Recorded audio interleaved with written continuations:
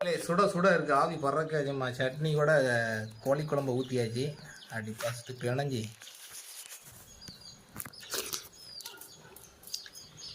சட்னியும் கோழி குழம்பு வச்சு சாப்பிட்டு பாருங்கள், அவ்வளோ அருமையாக இருக்கும். இங்கே பாருங்கள், அடாடா எப்படி வந்துருக்கு பற்றிலாம். சரியான சூடாக இருக்குது. இதை அப்படி போட்டு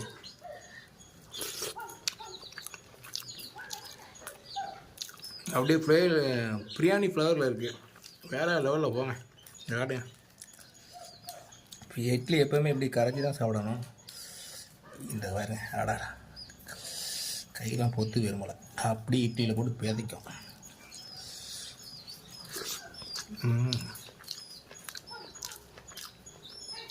அதில் புதினா மல்லி இதெல்லாம் போட்டது வாங்கி பாருங்கள்.